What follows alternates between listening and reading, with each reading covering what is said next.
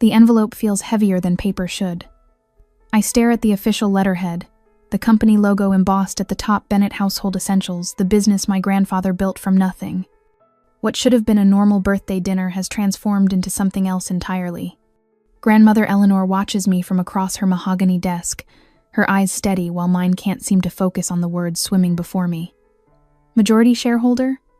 My voice sounds distant, like it belongs to someone else. This can't be right. The papers tremble in my hands. I blink hard, tears blurring the text, the signatures, the places marked for my own name, Sloan Bennett. 21 years old today, and suddenly heir to a $180 million company. Your mother and Travis have been trying to siphon money from the company, Grandmother says, her voice remarkably calm for someone delivering such news. I couldn't let them take what should rightfully belong to you. I look up, searching her face for any hint that this is some elaborate birthday prank. There is none. Only the determined set of her jaw, the same expression she wore when negotiating with suppliers or handling difficult board members, a strength I've always admired, but never imagined would be directed at her own daughter. But why me? The question escapes before I can stop it. I'm still in college. I don't know the first thing about running. Her hand finds my shoulder, steady and warm. I've watched you grow into someone who understands responsibility, Sloan. The company needs that now. My mind races backward 5 years, to the morning that changed everything. I was 16, still half asleep when Dad's car pulled out of the driveway for the last time. No explanation, no goodbye, just the sound of tires on gravel fading into nothing. Mom said he'd found someone else, that he'd betrayed us all. I believed her then. 8 weeks later, I counted every single day Mom announced her engagement to Travis. The diamond on her finger caught the light as she told me that we were moving forward, that this was our chance at happiness again. I tried to be happy for her, for us. Then came the morning that truly broke me. Mom stood in our kitchen, her bags already packed, 7-year-old Riley clutching her favorite stuffed rabbit beside her. You'll be staying with your grandmother while we get settled in Dallas, Mom said, applying a fresh coat of lipstick without meeting my eyes. For how long? I asked, already knowing the answer somehow. Indefinitely. Travis has opportunities there. Riley's young enough to adjust to a new school. She snapped her compact shut. It makes sense. And I don't get to come? The question hung between us, pathetic and small. Why can't I come too? Mom sighed, like my question was an inconvenience rather than my life being upended. You're practically an adult, Sloan. Riley still needs me. And I didn't? The unspoken message pierced through me. My fingers curled into fists at my sides, nails digging half-moons into my palms. In that moment, a silent vow formed I would prove my worth, even if she couldn't see it. Sloan has always been difficult. I overheard Mom telling Grandmother later that day, her voice carrying through the hallway. She takes everything so personally. It's probably better this way. That's enough, Vanessa. Grandmother's voice cut through Mom's excuses. If you're determined to leave, that's your choice. But I won't have you blaming Sloan for your decisions. That night, I learned what true abandonment feels like, losing not just my father, but my mother and sister in one devastating sweep. I curled beneath unfamiliar bedsheets in what would become my room, pressing my face into the pillow to muffle the sounds of my breakdown.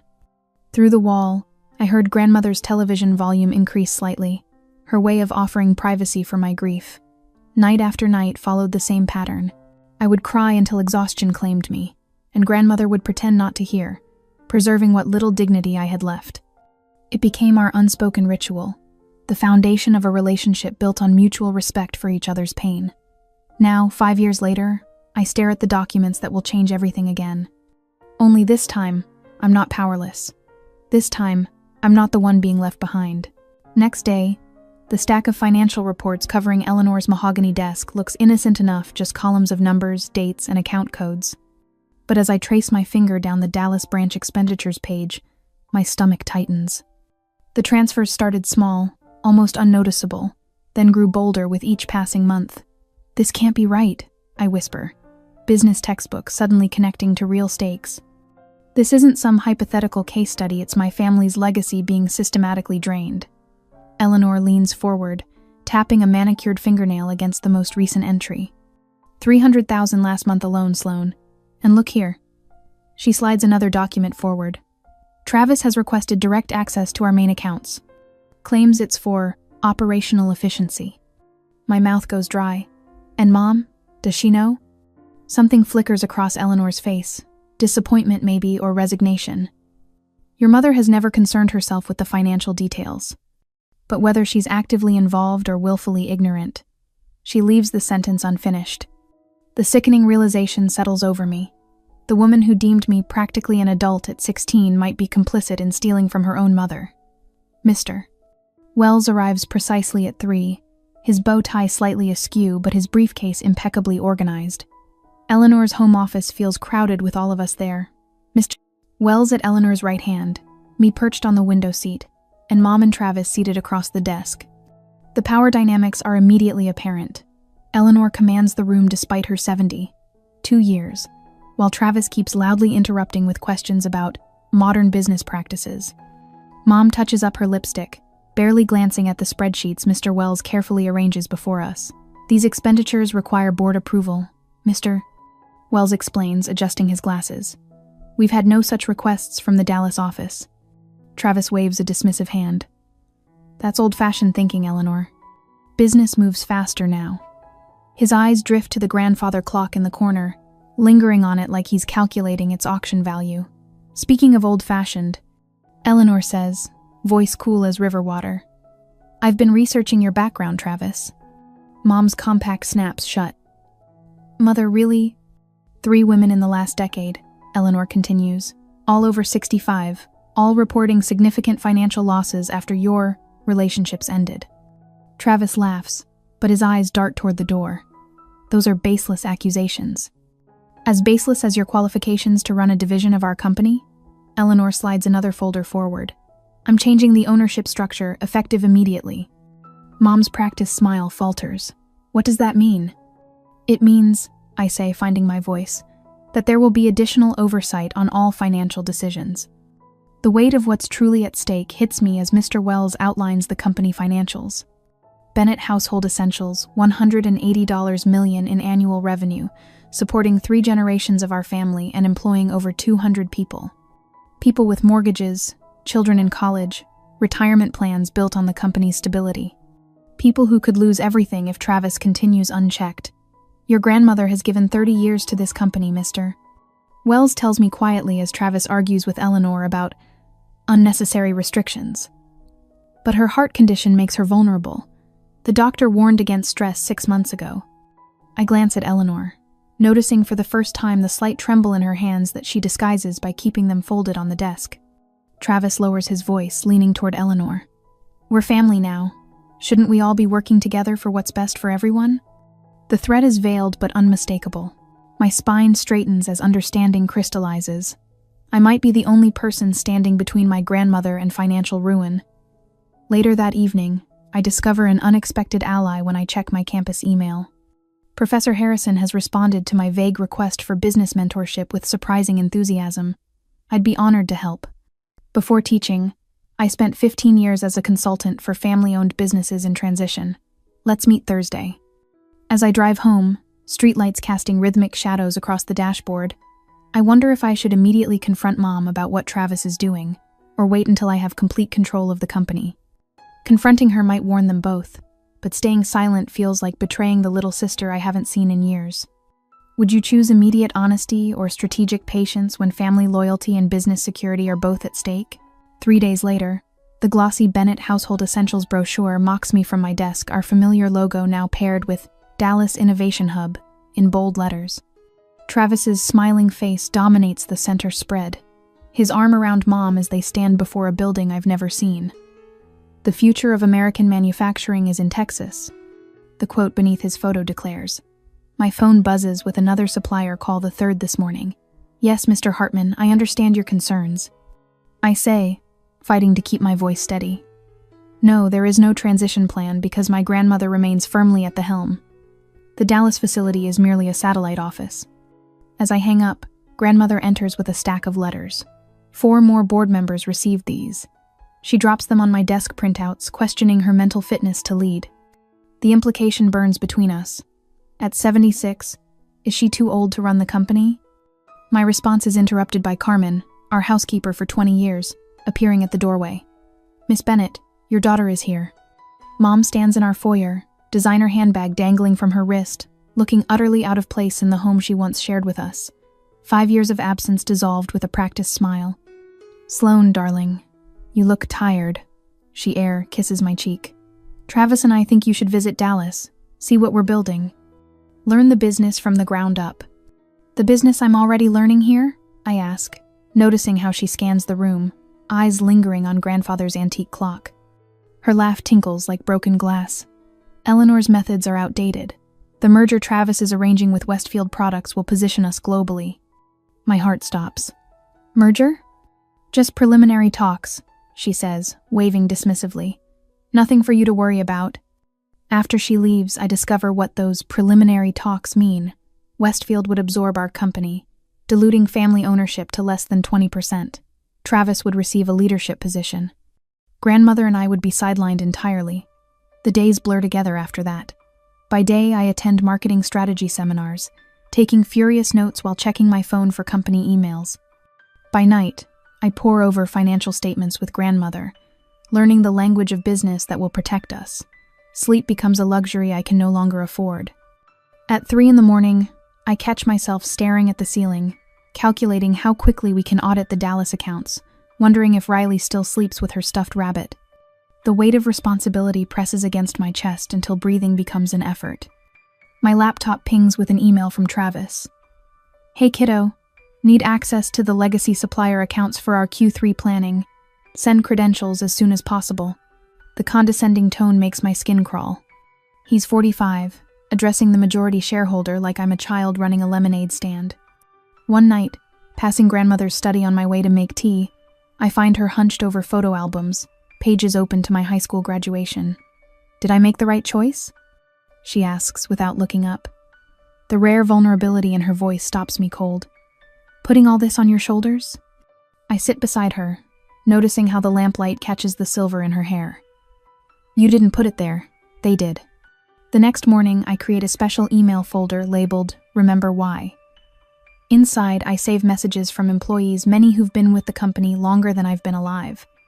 Maria from accounting, whose daughter's college education Bennett paid for, Carlos in shipping, who sends pictures of the house he bought after 15 years with us, the faces behind the spreadsheets. After a particularly brutal board meeting where Travis's allies question every financial decision made in the past quarter, I return to my office to find a cream-colored envelope on my desk. The handwriting belongs to Mr. Wells, our CFO who worked alongside my grandfather for 30 years. "Your grandfather would have been proud today." The note reads, "You have his eyes when you're fighting for what matters." I tape it to my computer monitor where I'll see it daily. 3 weeks later, Carmen interrupts a strategy session. "Miss Bennett, your daughter is here, with the little one." My heart leaps into my throat.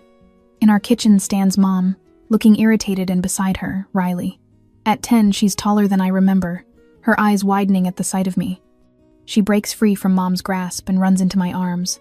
"Sloan!" she cries, burying her face against my shoulder. As I hold her, she whispers, "Mom said you didn't want to see me anymore." The lie cuts deeper than any of their financial schemes.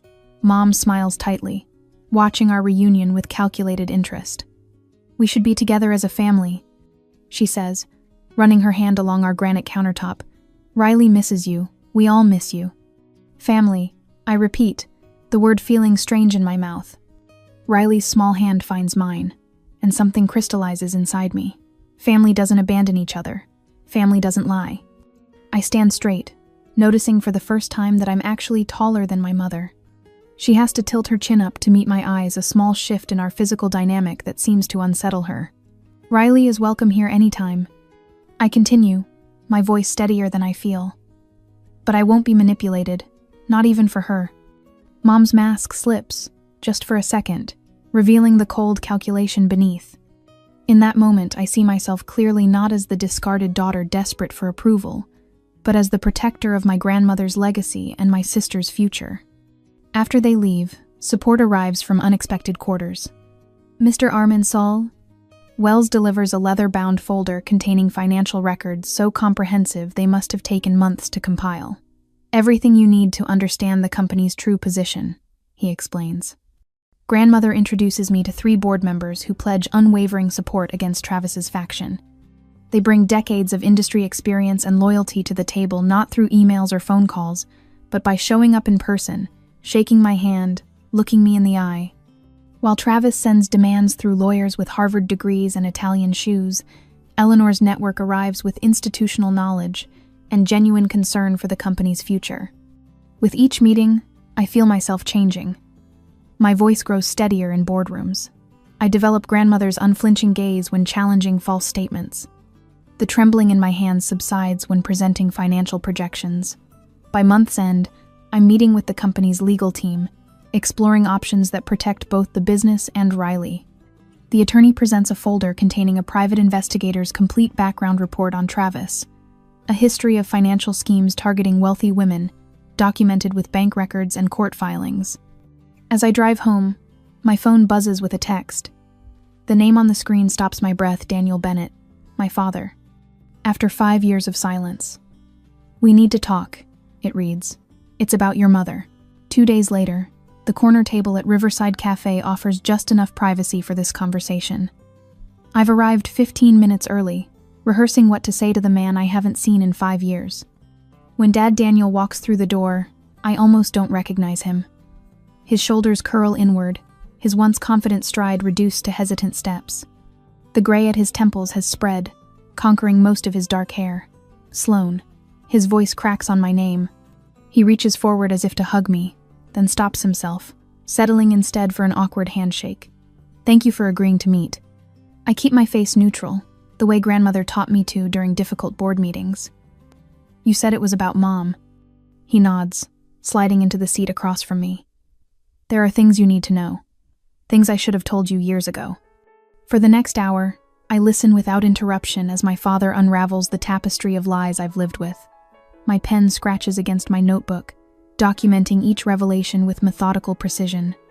"Your mother." He stares into his untouched coffee. "Vanessa was emotionally abusive throughout our marriage. Nothing was ever good enough. My job, my parenting, even how I loaded the dishwasher." I write down emotional abuse and underline it twice. "The affair she told you about?" His voice drops to a whisper. "It was one mistake after 12 years of being told I was worthless. One night when someone made me feel like I mattered." The coffee shop seems to tilt slightly. I grip the edge of the table. "She told me you left because you found someone better. There was never anyone else after that night. I tried to come back, to fix things for you girls. She threatened to take everything, including you and Riley." I note the timeline, the dates, cross-referencing them with my own memories. The facts align with precision, forming a pattern I should have seen years ago. "Why tell me now?" I ask, surprised by the steadiness in my voice. "Because Travis is dangerous, Sloan. I've been tracking his financial history. This isn't his first attempt at this kind of scheme. By the time we finish, my notebook contains pages of evidence, dates, and witnesses. The father I thought had abandoned me transforms into something else, entirely another victim of my mother's manipulation. Walking back to my car, I feel hollow. The narrative that shaped my adolescence crumbles with each step. Later that week, the first cracks in Travis and Mom's facade appear when Travis attempts to call an emergency board meeting without providing the required 48-hour notice. The company bylaws are clear. All directors must receive proper notification. "Miss Bennett." "Mr. Wells catches me in the hallway outside Grandmother's office. "I've just received a rather interesting email from your stepfather." He hands me his tablet. Travis's message demands immediate action on critical revenue concerns, with a meeting scheduled for that afternoon. He's violated at least 3 procedural requirements. I say, scrolling through the message. Mr. Wells nods, which gives us grounds to restrict his communication with the board. "Draft the notice," I tell him. "Copy all board members. Include the specific bylaw violations." The next morning, Mom arrives unannounced at Grandmother's house, her Mercedes scattering gravel as she brakes too hard in the driveway. I watch from the library window as she storms up the front steps. "How dare you turn my daughter against me?" Her voice echoes through the foyer as Grandmother calmly leads her into the sitting room. I start to intervene when I notice Riley standing frozen in the doorway, overnight bag clutched to her chest, wide eyes taking in our mother's performance. "You manipulated this situation from the beginning." Mom continues, her finger jabbing toward grandmother. First Daniel, now Sloan. You've always been jealous of my relationship with my daughters. Riley's face transforms as she watches, confusion giving way to something else, recognition. Is that why we left Sloan here? Riley asks, her small voice cutting through Mom's tirade. Because grandmother manipulated everything? Mom spins around, clearly unaware that Riley had followed her inside. Riley, sweetie, this is grown-up business. Wait in the car. But you said Sloan didn't want to live with us, Riley persists. Was that a lie too? The silence that follows stretches like a tightrope between us. With my father's revelations confirming my suspicions, I face a crossroads. Should I expose my mother's lies to protect the company, or find a quieter solution that might preserve some relationship with my sister Riley? Is justice worth the cost of family bonds? The answer comes gradually, through a network of support I never realized I had. Dad provides documented evidence from their divorce proceedings, emails, text messages, financial records showing a pattern of emotional manipulation throughout their marriage.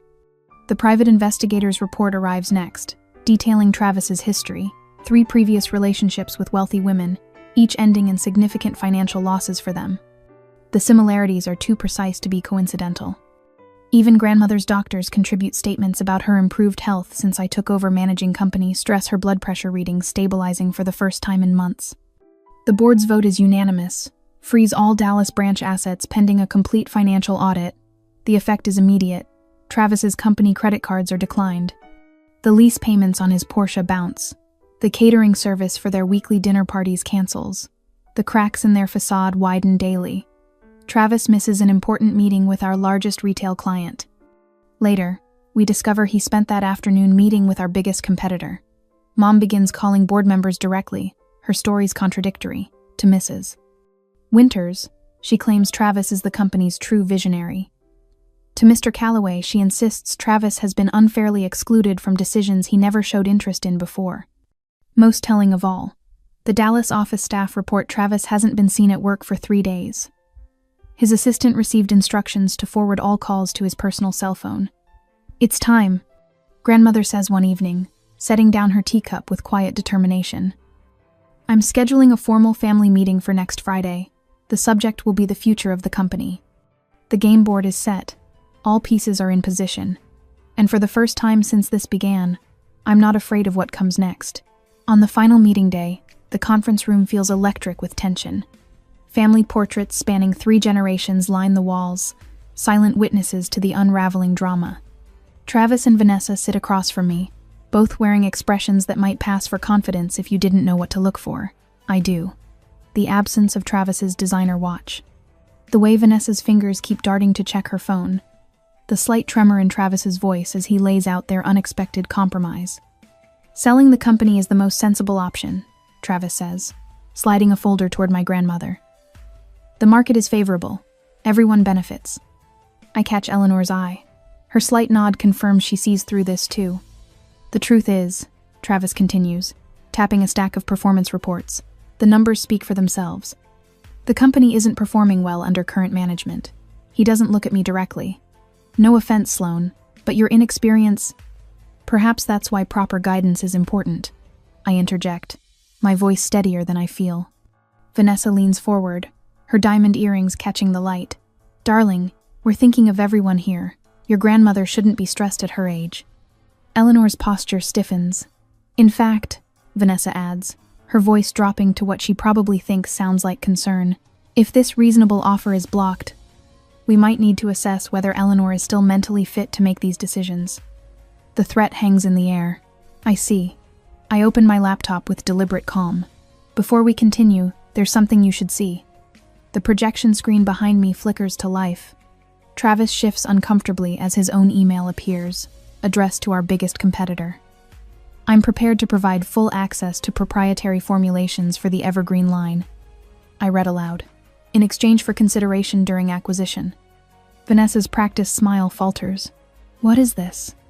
I click to the next slide. Bank records showing personal expenses charged to company accounts. The villa in Aspen, the boat, Riley's private school tuition. Travis stands abruptly. This is outrageous.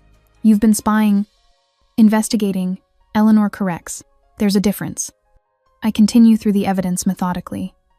The private investigator's report details your previous relationships with wealthy women who later reported significant financial losses. 3 of them, to be precise. Another click reveals phone records. And this shows communications between Travis and Vanessa beginning 3 months before Dad left. Interesting timeline. Vanessa's face drains of color. You don't understand. I understand perfectly. I close my laptop. I've already consulted with the district attorney. This meeting is your chance to cooperate before charges are filed. The weight of my grandfather's portrait seems to press down from above. I can almost feel his approval as I slide a different set of papers across the polished mahogany table. My eyes never leave my mother's face. Custody papers? Vanessa whispers, her voice breaking. My father speaks for the first time since the meeting began. I'm filing for full custody of Riley. After everything I've sacrificed for this family, Vanessa begins, her voice rising with practiced indignation. You sacrificed nothing. Eleanor interrupts, her tone cutting through Vanessa's performance. You discarded what you considered inconvenient. Vanessa stands, her chair scraping against hardwood. You can't do this. Riley belongs with me. The evidence suggests otherwise, Dad says quietly. The district attorney found the environment unstable. Travis moves toward the door, but security appears in the doorway. I hadn't told them about that particular precaution. I stand, moving to the head of the table, the same spot where my grandfather once stood while building this company from nothing. For the first time, I don't feel like an imposter there. Here's what happens now, I say, my voice holding a new authority that surprises even me. Option 1. You both sign confessions detailing exactly how you attempted to defraud the company. You return every cent. Travis resigns with no severance. Vanessa agrees to supervised visitation with Riley. In exchange, we don't press charges. I pause, letting the weight of what comes next settle over them. Option 2. We turn everything over to the authorities today. The fraud charges alone carry up to 15 years. Travis looks at Vanessa, then back at me. Something dark passes between them, blame perhaps, or the recognition that they've underestimated me catastrophically. You're bluffing, Travis says, but his voice lacks conviction. I push a pen across the table. Am I? The next morning, whispers spread through the company about Travis's overnight disappearance. Security cameras show him leaving Eleanor's neighborhood at 2 a.m., suitcases in tow. Vanessa can't reach him. His phone goes straight to voicemail. By afternoon, Vanessa discovers a significant portion of her personal savings missing as well. I don't have time to process the satisfaction. On the court confrontation day, Riley sits in the courthouse waiting room, confusion etched across her 10-year-old face. She keeps asking why Mom is crying, why everyone is saying bad things about Travis. The pain in her eyes tears at something deep inside me. Will I still see Mom? She whispers, clutching her rabbit-stuffed animal older now, one ear nearly loved off. The judge will decide. I tell her honestly, children deserve truth, even when it hurts. Through the heavy wooden doors, I watch the family court judge reviewing the custody documents. Her glasses perch low on her nose as she flips through page after page of evidence. Time stretches impossibly thin. Finally, she looks up, her expression solemn as she meets my father's anxious gaze. I've made my decision regarding permanent placement. The room falls silent, waiting for words that will reshape our family once again, but I will protect everything that's mine in a year. A year later, the boardroom falls silent as I conclude my presentation. Sunlight streams through floor-to-ceiling windows, illuminating the gleaming mahogany table where 12 board members watch me expectantly. 1 year has transformed this space from intimidating territory to my natural habitat. Quarterly earnings exceeded projections by 18%. I announce, closing my leather portfolio with a definitive snap. The Employee Education Initiative has directly contributed to our productivity gains. Mr. Wells nods approvingly. At 73, he's witnessed the company's evolution since my grandfather's time. The Bennett touch, he murmurs to Eleanor. My grandmother's eyes crinkle at the corners, her posture regal in her charcoal suit. Where once I saw only a formidable matriarch, I now recognize my own reflection, the straight spine, the steady gaze that doesn't waver during tough negotiations. Questions? I scan the table, no longer the trembling college student thrust into power, but an executive whose decisions impact hundreds of families. When the meeting adjourns, Eleanor squeezes my hand. Your grandfather would be bursting with pride, she whispers. And so am I. Later that evening, the dining room table gleams under candlelight. The same polished surface where I once received life-altering documents now hosts a simple family dinner. Riley sits beside me, her 12-year-old frame already showing hints of the woman she'll become. "Will Mom ever come back?" Riley asks suddenly, fork paused midair. The question hangs between us. A year ago, I might have flinched, might have answered with barely concealed bitterness. Instead, I set down my water glass deliberately.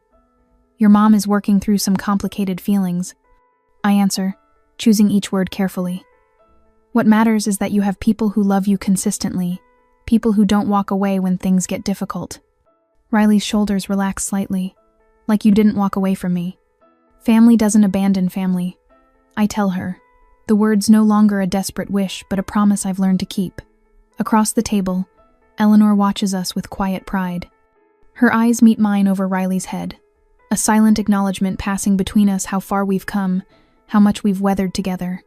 The following Saturday brings a smaller gathering in the garden. Crystal glasses catch afternoon light as Eleanor raises a toast. Daniel stands beside me, his presence once unimaginable, yet now a comfortable constant. "To those who protect what matters," Eleanor says, her voice strong despite her 76 years.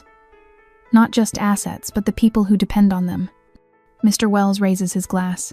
"Here, here." Daniel's eyes meet mine, a warm understanding passing between us. We both know the cost of starting over, of rebuilding trust from ruins. The weight of his hand on my shoulder feels like forgiveness for both of us. Monday morning finds me at my desk reviewing expansion plans. The framed photograph beside my computer shows 4 smiling faces: Eleanor, Daniel, Riley, and me at Riley's school play last month. Behind it sit college brochures. Completing my business degree seems natural now, not the desperate escape it once represented. Every Thursday, Eleanor teaches both Riley and me about legacy planning over tea and cookies. "Ethics before profit," she repeats, her mantra becoming our shared philosophy. As evening descends, I walk through the quiet office. My fingers brush the nameplate on what was once my grandmother's door. Sloan Bennett, CEO. I turn out the lights, pausing at the threshold. My phone buzzes a text from Vanessa. Third attempt this month to reconnect. As I turned out the lights that evening, I wondered if forgiveness is always the right path, or if some bridges are better left unrepaired. My mother had reached out again, seeking reconciliation. Would you open that door, knowing someone's true nature rarely changes, or keep your hard-won peace intact?